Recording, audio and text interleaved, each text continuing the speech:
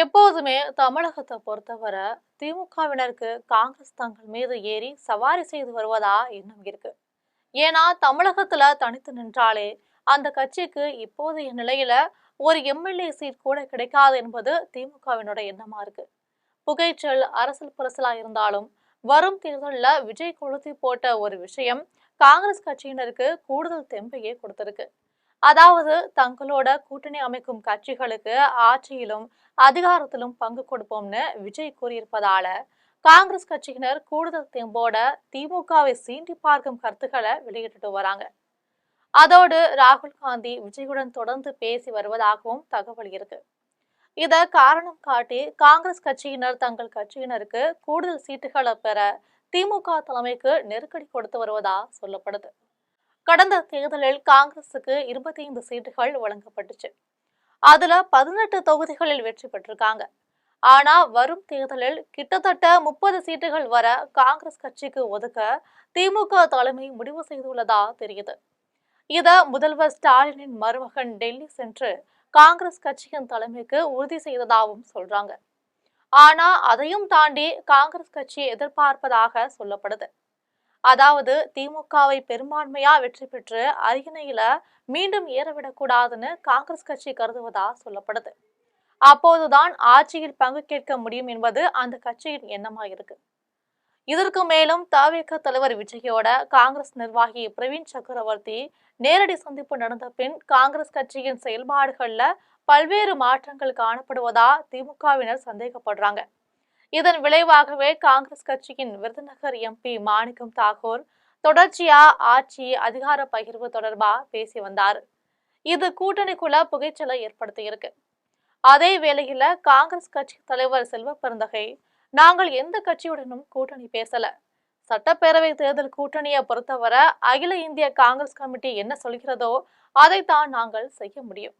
2026ஆம் ஆண்டு சட்டப்பேரவை தேர்தலில் திமுகவுடன் அமைச்சரவையில் பங்கு கேளுங்கள் என்று அகில இந்திய காங்கிரஸ் கமிட்டி இதுவரை எதுவுமே சொல்லல அப்படின்னு விளக்கம் அளிச்சிருக்காரு. விஜய் கட்சி இருப்பதால் தான் திமுகவுக்கு பிடி கொடுக்காமல் காங்கிரஸ் கட்சி போக்கு காட்டுவதா திமுகவினர் கருதுறாங்க.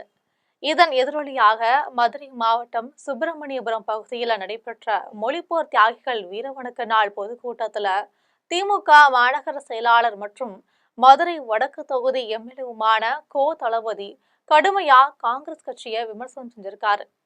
மாணிக்கம் தாகூர், ஜோதிமணி போன்றவர்கள் இன்று இதில் பங்கு வேண்டும் என்று பேசுகிறார்கள்.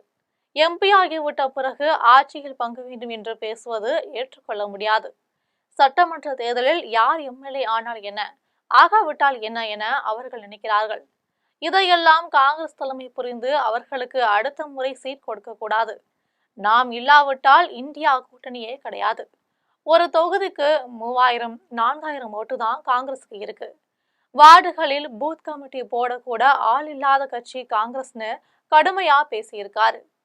காங்கிரஸில் சிலர் திமுகவின் முயற்சிகளையும் உழைப்பையும் மதிக்காம பேசுவதாகவும் குற்றம் சாட்டியிருக்காங்க. தமிழக தகவல் தொழில்நுட்பத்துறை அமைச்சர் பழனிவேல் தியாகராஜன் முன்னிலையில கோ தளபதி இப்படி பேசினார் என்பது குறிப்பிடத்தக்கதா இருக்கு. ஆளே இல்லாத கடையில யாருக்காக டீ ஆத்துறாங்க என்பது போல கோ தளபதியின் இந்த கடுமையான பேச்சு காங்கிரஸ் கட்சிக்காரர்களின் சுயமரியாதைய தட்டி எழுப்பிருச்சு. தளபதி கருத்துக்கு பதிலளித்து எக்ஸ் தளத்துல பதிவிட்டுள்ள காங்கிரஸ் எம்பி மாணிக்கம் தாகூர் இந்த முறை மதுரை வடக்கு தொகுதியில் காங்கிரஸ் வேட்பாளர் நிற்க வேண்டும் என்று அன்பு தலைவர் கார்கே அவர்களிடம் கோரிக்கை வைப்பேன்.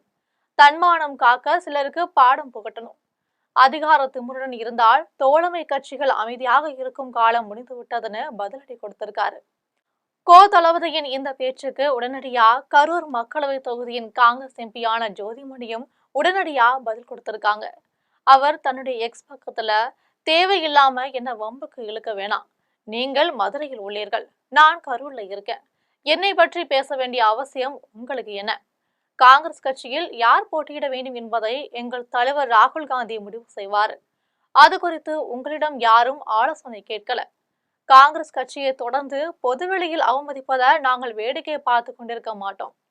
களத்தில் செயல்படுவதில் கடுமையான நெருக்கடிகள் இருந்தாலும் கூட்டணி தர்மத்தை கருதியும் முதலமைச்சர் அண்ணனுக்காகவும் தான் நாங்கள் அனுசரித்து செல்கிறோம், அமைதி காக்கிறோம்.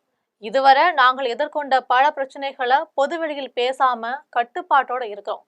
அதே கண்ணியத்தை நீங்களும் கடைபிடிப்பதுதான் நல்லது. தமிழ்நாட்டில் இந்தியா கூட்டணியின் தலைவராக பொறுப்புடன் செயல்படும் முதலமைச்சர் தர்ம சங்கடத்திற்கு உள்ளாக்காம அரசியல் செய்யணும்னு தெரிவிச்சிருக்காங்க. ஆட்சியிலும் அதிகாரத்திலும் பங்கு கேட்கும் விடுதலை சிறுத்தை கட்சி, காங்கிரஸ் கட்சி போன்றவை இந்த தேர்தலில் துணிச்சலாக முடிவெடுக்க கங்கணம் கட்டி கொண்டு இருப்பதா அரசியல் விமர்சகர்கள் கருதுறாங்க. ஆனா அதற்கு அவர்கள் கொடுக்க போகும் விலை என்ன என்பது போக போகத்தான் தெரியும்.